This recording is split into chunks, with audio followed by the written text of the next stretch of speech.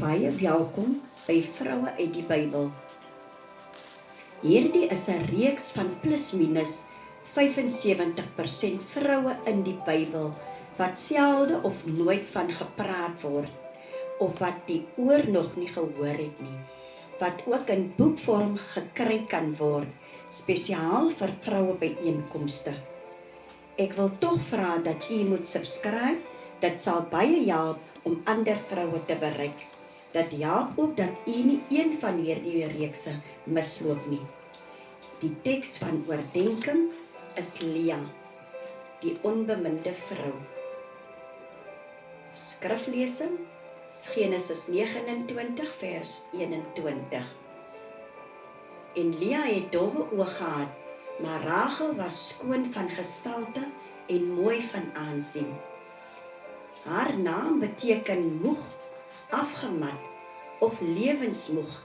Dit kan dalk wees hoekom sy beskryf is met dowwe oë in die Bybel. Miskien was sy afgemat weens een of ander siekte wat sy onderlede gehad het. Dit kan ook wees dat haar oë dalk baie swak was of ligsensitief, of dalk het sy moontlik een of ander defek gehad, soos skeelheid. Rachel en Lea was susters en deel van 'n skaapherderfamilie. Toe Laban aangebied het om Jakob in diens te neem en hom gevra het om sy lone te noem, het Jakob sonder aarzeling aangebied om sy oom vir 7 jaar te dien, vir die voorreg om met die jongste dogter te trou. Maar nadat die 7 jaar van harde werk voltooi is, het Laban vir Rachel vervang met Lea. Albei dogters is getroud met Jakob, die seun van hul oom Isak, maar ongelukkig was een suster die geliefde, terwyl die ander geïgnoreer was. Sommige vermoed dat Lea 'n slagoffer van haar pa se bedrog was, net omdat hy van Jakob se harde werk misbruik wil maak vir nog 7 jaar se diens. Ander meen weer dat sy miskien 'n baie swak selfbeeld gehad het en gedink het dat sy nooit 'n man sou kry, of kon dit wees dat sy ook moontlik in hierdie tyd verlief geraak het op Jakob. Dit is moeilik om te dink wat Lea daardie bruilofsnag moes deurmaak, indien dit teen haar sin sou wees, of was sy dalk so jaloers op haar pragtige kleinsuster, dat sy nie gedink het aan die moontlike gevolge van haar keuse nie. Lea se lewe, soos die van baie vroue se sedert Eva, weerspieël 'n ongelukkigheid as gevolg van die sondeval. God het dit so bepaal dat die vrou se begeerte na haar man sal wees, volgens Genesis 3 vers 16. En dit was ook Lea se begeerte dat Jakob haar sou lief hê, soos wat hy Rachel lief gehad het. Op soek na liefde, goedkeuring en aanvaarding van Jakob, was sy voortdurend teleurgestel, totdat sy haar fokus verander het en op God vertrou het om hierdie leemtes te vul. Ons sien dit in die name wat sy haar seuns genoem het, met die eerste geboorte. Sy het haar seun gebaar en hom Reuben genoem, wat beteken, kyk, 'n seun. En het Lea vir haarself gesê, gewis, die Here het my ellende aangesien, want nou sal my man my lief hê, volgens Genesis 29 vers 32. Maar Jakob het nie. Wanneer 'n tweede seun gebore is, noem sy hom Simeon, wat beteken verhoor of aangehoor, nog steeds hoopvol op Jakob se liefde en aanvaarding. Gewis, die Here het gehoor dat ek nie die geliefde is en my hierdie een gegee, volgens Genesis 29 vers 33. Maar ten spyte van Lea se geskenk van kinders aan haar man, het sy steeds verwerping van hom ervaar. Met die daardie seun glo sy dat haar man eintlik geheg aan haar sal word en noem hom Levi, wat beteken innig, geheg, verkleef. Maar steeds is sy teleurgestel, volgens Genesis 29 vers 34. Met die geboorte van haar 4de seun het Lea se fokus egter weggedraai van haar man en het sy begin om met die Here te praat. Ons sien dit in die naam wat sy haar 4de seun gee, loof of prys. Die keer sal ek die Here loof, daarom het sy hom Juda genoem, volgens Genesis 29 vers 35. Daar is 'n duidelike bewys dat sy met hierdie houding volgehou het, nadat Jakob 2 seuns gehad het, vir Rachel by haar slavin Bila, het Lea nog steeds in kompetisie met Rachel daarop aangedring dat hy kinders vir haar deur haar slavin Silpa moes voortbring. Die 2 seuns van Silpa wat gebore is met die name van God wat beteken gelukkig of voorspoed, en Asser wat beteken gelukkig of tevrede, volgens Genesis 30 vers 10, het aan haar geluk en tevredenheid verskaf. Daarna het sy nog 2 seuns by Jakob verkry en hulle genoem Isaskar, wat beteken beloning of vergoeding. God het my loon gegee, omdat ek my slavin aan my man gegee het, volgens Genesis 30 vers 18, en Sibilon het beteken verhoog of prys.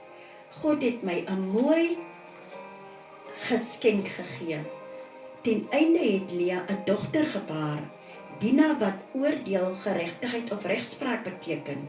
Miskien na dit alles het haar kinders die liefde aan haar verskaf, wat haar man nooit vir haar kon gee nie. Wat kan ons van Lea leer? Dit was nie presies die gelukkigste manier vir Lea om haar getroude lewe met bedrog te begin nie, maar ons vermoed dat sy vir Jakob liefgehad het van die begin af en daarna verlang het om sy liefde vir haar te wen. Of sy gewillig of onwillig deel was van haar pa se bedrog, weet ons nie. Maar dit het steeds nie bevrediging gebring nie. Ons leer uit haar lewe dat dit 'n gevaarlike besigheid is om iemand te probeer bedrieg in 'n huwelik in. Sommige vroue probeer om met seks of die geboorte van 'n baba 'n man in 'n huwelik te lok. Aan die ander kant is daar ook sommige mans wat vroue bedrieg deur hul vroomheid, en na die witbrood verby is, begin sy ware klere deurskemer en ontdek sy dat sy met 'n monster getroud is. Die gevolge van misleiding is gewoonlik pynend en ontstellend. Daar is geen bewyse dat Jakob haar liefgehad het nie, maar wat fascinerend was, is dat Jakob tog haar eienskappe erken het op die einde, miskien eers na Rachel se dood.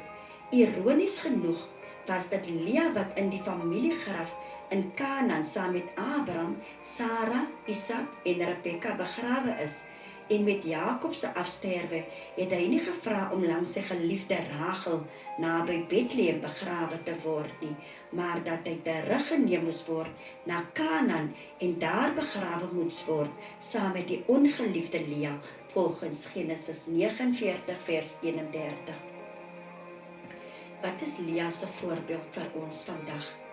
Lea het geleer om sekere persoonlike aantreklikheid te leef, maar haar karakter en haar verhouding met God het daardeur ontwikkel. Lea het geleer om haar verdriet voor God uit te giet. Sy wou soos enige ander vrou gehad het dat haar man haar moes lief hê, maar in die plek daarvan het sy kinders verkry wat daardie leeplek in haar hart kon vul het. Alhoewel die Here nie Jakob se hart teenoor haar verander het nie, het sy haar liefde gevind by God self, en die proses het sy geleer om haar troos by die Here te soek. Op die ou end het Lea God se liefde ervaar en ook die betekenis van geregtigheid. Haar 7 biologiese kinders en haar 2 surrogaatkinders het haar omring met 'n liefde, en sy kon die liefde van 'n familie ervaar wat nie omgegee het dat sy die suster met die dowwe oë was nie. Lea se lewe herinner ons dat mense gewoonlik beïndruk word deur die voorkoms, dit wat voor oë is. Soms blyk dit dat God alleen omgee wat in die hart is, maar die ou gesegde is so waar: skoonheid vergaan, maar deug bly staan.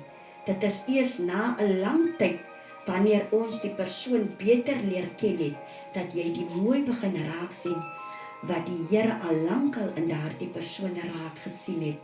Maar van Lia het ons geleer om ons fokus op God te hou. Hy is die enigste standvastigheid in ons bestaan, en sy liefde is tot in ewigheid, sonder oordeel en onvoorwaardelikheid. Ons leer ook in Lia se ervaring, dat God elkeen van ons op verskillende maniere seën. Ons moet soos Lia leer om die Here te loof vir die gawes wat hy aan ons gegee het, eerder as om te treur oor dit wat ons nie het nie. Sy het verkies om saam met haar trane en teleurstellings na God te draai, eerder as om jaloers of met 'n woede-uitbarsting dit op ander moes uithaal. Die lewe is ver van volmaak, en ons sien in die lewe van Lia dat geen menselewe perfek is nie. Tog laat die Here omstandighede in ons lewens toe, sodat ons die beste kan maak met dit wat tot ons beskikking is.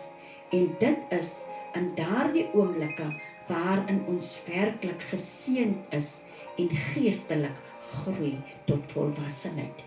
Amen.